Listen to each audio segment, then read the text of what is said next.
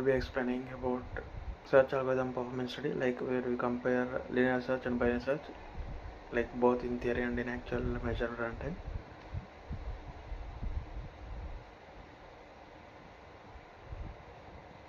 Like we start with our imports. Like random is imported, but not actually used in this version. Like we build our test data with range, like instead of time. That gives us a precise clock for measuring how long each search takes. And matplotlib is a plotting library, and right after that importing we call matplotlib and use aggregate functions, like this tells matplotlib to render an image file instead of trying to pop up open a window, like which matters because the script may run without a display like a server. And at last we import pyplot as plot, as we can see here. And next we will be going to linear search. Like this function takes an array and a target value, that is enumerate array. This lets us loop through array while getting both the index value at each position at the same time. Like inside the loop we check, like does this value equal to our target. Like if yes, we immediately run in index, like we don't keep looking. If the loop finishes without ever matching, then we check every single element and we return to -1, saying that it's not found. Like this is why it's called as linear search. But in the worst case, it can touch every element exactly only once, as you can see here. Like we will be going to binary search next. Binary search needs the array to be sorted. Like the whole, we set up two pointers, that is low starts at index 0 and high that starts at the last index. The while low lesser than or equal to high, the loop keeps going as long as there is still a valid range to search. Once low crosses past high, there is nothing left to check. Next we'll see inside the loop, mid is equals to low plus high by 2. That calculates the middle index of the current range. Then the three cases, like if ARR of middle equals the target, we found it, like returns mid immediately. And if ARR of mid is less than the target must be somewhere to the right, so we move low up to mid plus 1, like removing the entire left half.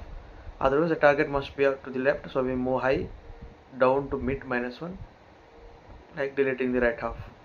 So each pass through the loop cuts the search space roughly into half, and if we exit the loop without returning, the target isn't in the array, so we return to -1.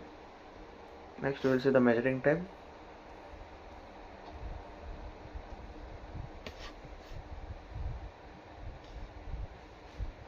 So this function times any search function we pass it, like why the parameter is called function rather than linear or binary search.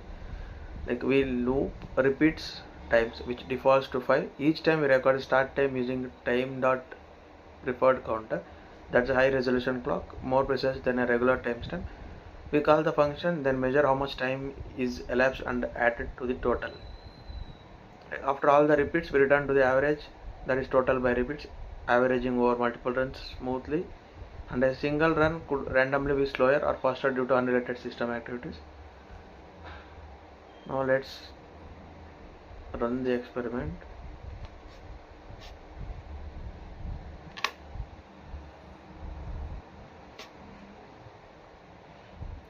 Like this function drives the whole comparison and it takes a list of data set. Like results is a dictionary that will collect the three parallel lists, the size and timing results for each algorithm. For each size n in our list, data is goes to list of range of n, builds a sorted array of n elements like 0, 1, 2 and so on. It's sorted by construction, which binary search requires, and linear search works just as well as sorted data, so comparison stays good. And target -1 is, since our array only contains non-negative numbers, -1 cannot be found, and this forces that worst case for both algorithms. Like linear search has to scan every single element before giving up, and binary search has to fully narrow the range. Like when we use both searches using measured time, append everything to our results dictionary and print a formatted progress line, so we can watch it run finally, and then we return to the fully results. Next we will be seeing the plotting.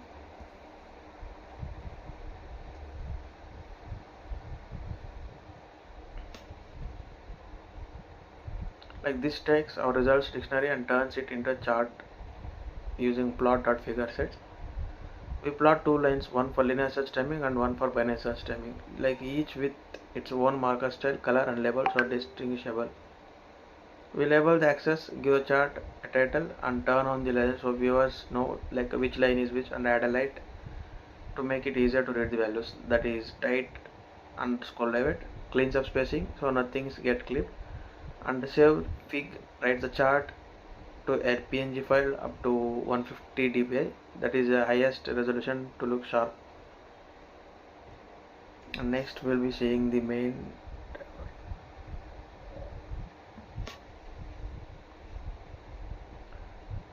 Like this blocks only runs when the file is executed directly, like not if they imported elsewhere. Like we define our 5 datasets 100 up to a million, like we print a title banner, run the full experiment across all the 5 sites and generate the plot. Finally we do a quick check on a small human readable array, that is 4, 18, 16 and 23 and 42. Like we search for 23 using both functions and print the index. Each one returns, since 23 sits at the index of 4 in this array, both functions should print 4, like confirming they both are working correctly before we trace the timings. Thank you.